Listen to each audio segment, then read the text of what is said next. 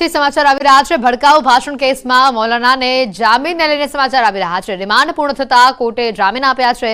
મોડાસાના કેસમાં મૌલાનાનો કબજો લેવાઈ શકે છે। રાજકોટથી મોડાસા ટાઉન પોલીસ કબજો લઈ શકે છે।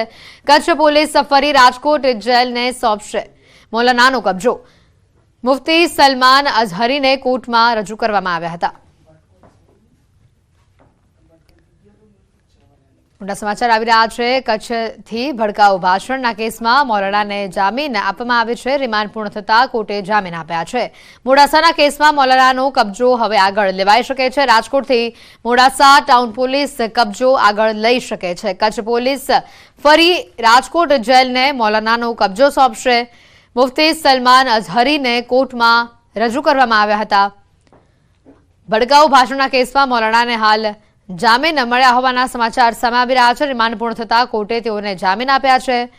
હવે આગળ મહત્વની વાત છે, રાજકોટથી મોડાસા ટાઉન પોલીસ મૌલાનાનો કબજો લઈ શકે છે। કચ્છ પોલીસ ફરી રાજકોટ જેલને મૌલાનાનો કબજો સોંપશે। વધુ વિગત મેળવીશું। મેહુલ ફોનલાઈન ઉપર સંવાદદાતા જોડાયા છે।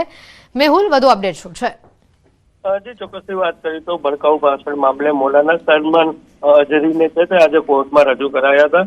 ચોક્કસથી વાત કરીએ તો રિમાન્ડ પૂર્ણ થતા કોર્ટમાં છે તે જામીન છે તે કોર્ટમાં આપવામાં આવ્યા હતા। 3 દિવસમાં રિમાન્ડ હતા, જે પૂર્ણ થતા આજે રજૂ કરવામાં આવ્યા હતા। ત્યારે કચ્છ પોલીસ ફરી આજે છે તે રાજકોટ જેલને કબજો છે તે સોંપશે અને રાજકોટથી મોડાસા ટાઉન પોલીસ છે તે અન્ય કેસમાં કબજો પણ આનો લઈ શકે એમ છે। જી બિલકુલ મેહુલ, આગળ જે રીતે કોર્ટ દ્વારા આજે જામીન આપવામાં આવ્યા છે, આગળ જ્યારે હવે રાજકોટ કબજો પોલીસે સોંપવામાં આવશે ત્યારે આગળ કેવા પ્રકારની કાર્યવાહી તેના વિરુદ્ધ થશે?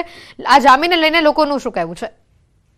જી ચોક્કસથી વાત કરીએ તો આજે 3 દિવસના રિમાન્ડ હતા તે પૂર્ણ થતા કોર્ટમાં છે તે રજૂ કરવામાં આવ્યા હતા। તો બીજી તરફ જે રાજકોટથી હાલ મોડાસા પોલીસ છે તે કબજો લઈ શકે છે તેવી વાત છે તે હાલ સામે આવી રહી છે। ચોક્કસથી વાત કરીએ તો જે 3 દિવસના રિમાન્ડ મળ્યા હતા તેનામાં શું શું ખુલાસા થયા તે હવે આગળના સમયમાં સામે આવી શકે છે। જી આભાર મેહુલ, માહિતી બદલ।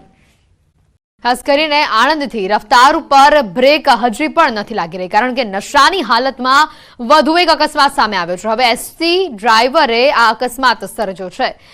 સામરખા ચોકડી નજીક અકસ્માત સર્જાયો છે। મોપેડ ચાલકને એસટી બસ ચાલકે ટક્કર મારી। મોપેડ સવારને માથાના ભાગે ઈજા પહોંચી છે।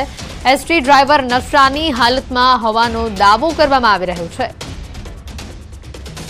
તો આણંદમાં રફતારનો જે કહેર યથાવત હોવાનું સામે આવી રહ્યું છે। 11 દિવસમાં 4 માર્ગ અકસ્માત થયા હોવાની ઘટના સામે આવી છે। નશાની હાલતમાં દુર્ઘટના સર્જાનો દાવો કરાઈ રહ્યો છે। આરોપી નશાની હાલતમાં હોવાનો દાવો કરવામાં આવી રહ્યો છે।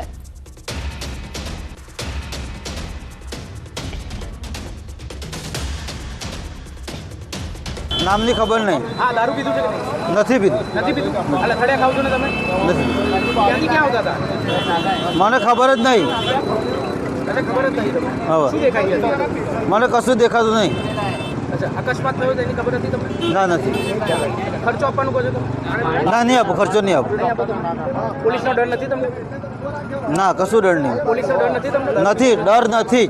મારી ભૂલ હોય તો હું કબૂલ કરવા તૈયાર। ડ્રાઈવર એવું કહે છે કે નશાની હાલતમાં નથી? ના, એ પોતે પીધેલા જ છે ભાઈ, અને એમણે કબૂલ કર્યું મારા મોઢા પર કે મારાથી ભૂલ થઈ ગઈ છે, મેં દારૂ પીધું છે।